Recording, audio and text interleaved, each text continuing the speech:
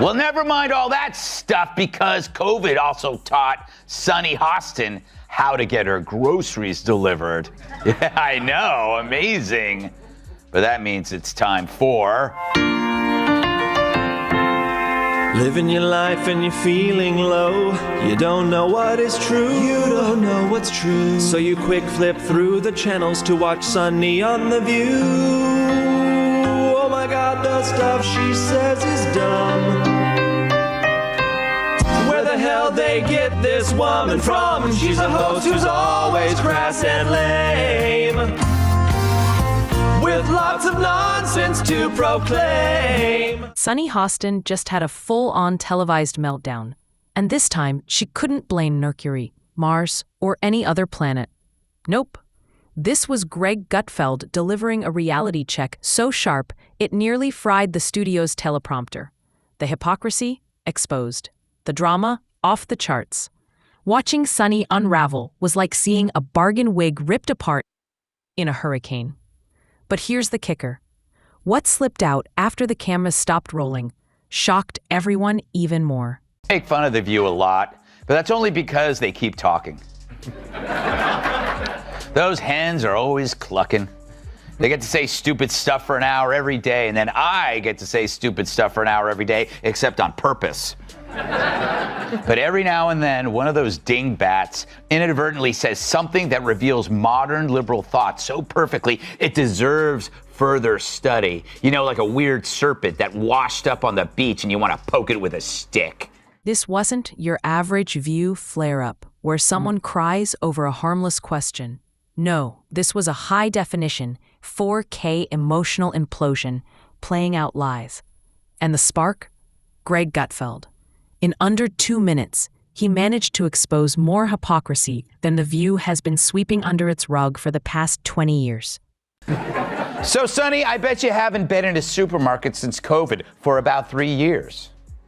I haven't been in a supermarket since COVID. For about 3 years. That's when I discovered Instacart, and I give them a big tip because they don't always pay their people well, and it's so that's been an issue, I think, for the company. But man, you can get toiletries, you can get fire logs. You know those big Bounty towels you don't want to carry. Those from Costco. Somebody else goes. Fire logs? She had to tell the audience that she tips big because even she knows she sounds insufferable. Hey, I'm an but at least I tip. If you're enjoying this breakdown, don't forget to subscribe, because this one's wild. It started like any other Tuesday on The View. The usual group therapy vibes, loud affirmations, endless self-congratulations, and their weekly pledge to protect democracy. One misguided hot take at a time. Sunny Hostin, introduced as the panel's legal expert, played the part with all the precision of a teenager mashing buttons on Guitar Hero. Energetic, sure, but disastrous. Her advice? Always the same. Blame everyone else. And facts? Optional, as long as you shout them with enough passion. Hostin's obsession with race gets thrown back in her face. Today's video comes to us from Sunny Hostin. Sounds like a town. We're in Sunny Hostin. She was on PBS's Finding Your Roots, a show dedicated to researching celebrity ancestry. For context, Sunny is a staunch supporter of reparations and has made a fortune spewing nonsense about white privilege and racial justice. Well, turns out she's not as oppressed as she claims she is. She's actually the descendant of slave owners from Europe. Here's how she took the news. If you've never survived an episode of The View, imagine the comment section of a Facebook political fight, except it's run by people who skimmed a Wikipedia page on the Constitution and declared themselves experts. Sunny fits right in. She's branded as the voice of reason, but her version of reason usually means screaming about threats to democracy every time someone challenges her latte-fueled worldview. Wow. I'm a little bit in shock. I just always thought of myself as Puerto Rican, half Puerto Rican. I didn't think I was, my family was originally from Spain and slaveholders. Yeah. So how are you feeling, my friend? I think it's actually pretty interesting that my husband and I have shared roots. Yeah. So I do appreciate that. And I think it's great for our children. Mm-hmm. to know this information. I guess it's a fact of life that this is how some people made their living, on the backs of others. Fact of life. Interesting change of tune. For more, we go to our chief Sunny Hostin correspondent for a reaction.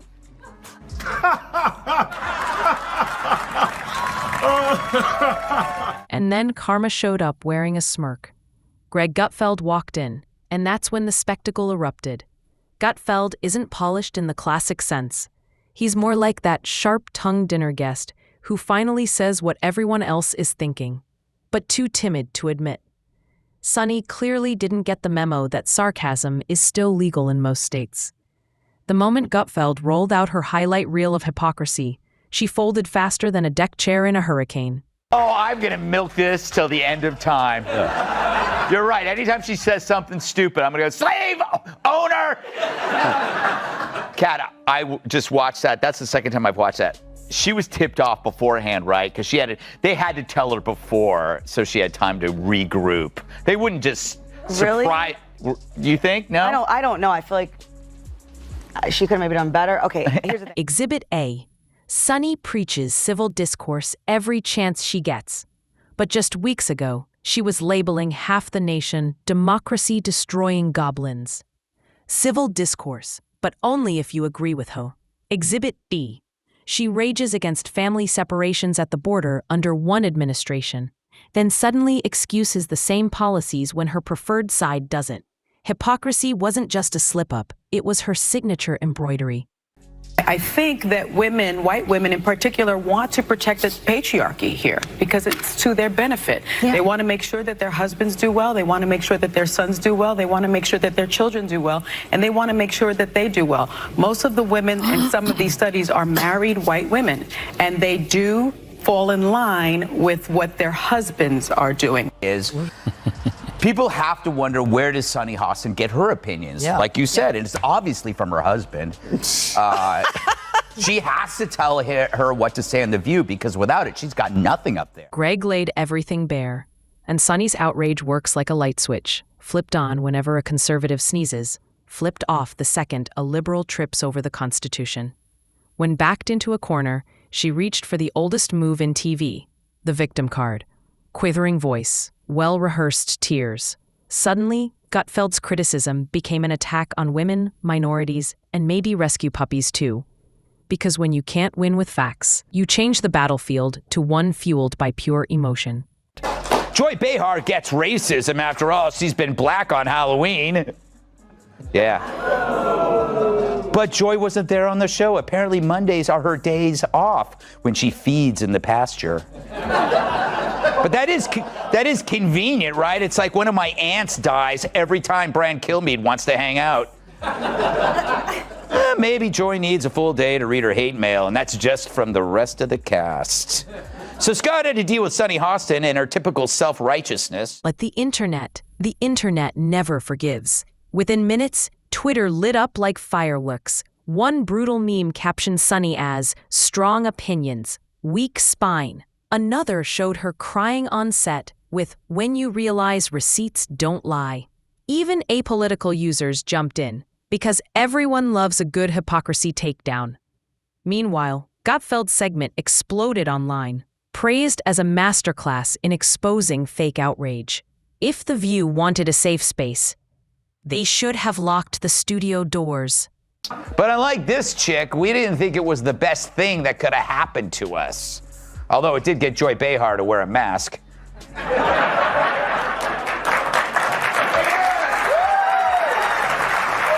You make me sick. It's funny, her being named Joy is like me being named ugly. What made it juicier? Watching The View scramble to spin the disaster. Suddenly, this wasn't about Sunny's contradictions. It was about protecting women and standing up to bullying. Apparently, pointing out hypocrisy now qualifies as a federal hate crime. But here's the reality. The View has always been a self-esteem workshop disguised as political analysis. The moment someone dares to bring logic, consistency, or sarcasm into the mix, A whole panel collapses like a dollar store umbrella in a hurricane. Did you watch the whole thing or just the parts that I sent you? I watched it. Obviously, just the parts that you said. Did I watch a whole episode of The View? No woman can do that unless you're stupid. But I have a job. Here's the thing. How can they call themselves progressives when they keep saying that nothing has progressed? Then it's on them. Right. I just wish I could have, what I would have watched if I could, would have been Joy Behar watching that. Yes. And being like, I totally made the right call. It was not an accident that they had him there on her day off. Yes. When she was, presented herself as the, expert on systemic racism. And of course, no modern meltdown is complete without a rebrand. Sunny came back with a tearful sermon about growth and the courage to be vulnerable. Translation: please ignore the fact that I was just caught contradicting myself on live TV. It was almost impressive watching The View turn a public exposure of lies into a healing moment. Meanwhile, Gutfeld just kept smiling, knowing he'd landed the knockout punch without even breaking a sweat. People have to wonder, where does Sunny Hostin get her opinions? Yeah. Like you said, and it's obviously from her husband. She has to tell her what to say on The View, because without it, she's got nothing up there. She's not very bright. But the problem with her is that she went full racist. She injected skin color into a fairly generic behavior seen in all spouses, regardless of skin color. People marry, they listen to each other, they have something in common with them, they share their political views. She just didn't want to upset her husband by saying her husband makes her do everything, and then she'd have to accuse him of being a racist. Because if he told her that this is what white women do, then he's a racist. You see? Sunny's collapse is a case study in what happens when manufactured outrage meets real accountability. In a better world, The View would use this as a chance to invite different voices and rediscover adult conversation. But let's be honest, the odds of that happening are about as likely as Sunny Hostin winning a Pulitzer for political courage. Instead, expect future episodes filled with emotional support llamas and 3-part specials titled, Why Feelings Matter More Than Facts. More time to talk. And I thought Will Smith wouldn't let a black man finish. If her IQ was half as high as her smugness, she'd be Einstein. And later it got weird after Whoopi Goldberg asked a question and Sunny chimed in again. If nothing else, Sunny's meltdown gave us a gift. A perfectly televised reminder that hypocrisy eventually eats itself alive. This wasn't just about politics. It was about the collision between fragile egos, fake outrage, and reality. Greg Gutfeld didn't just win an argument, he ripped the mask off the entire performance. And now, every future episode of The View carries the shadow of that moment. The day the mask slipped, the tower crumbled, and the truth walked in.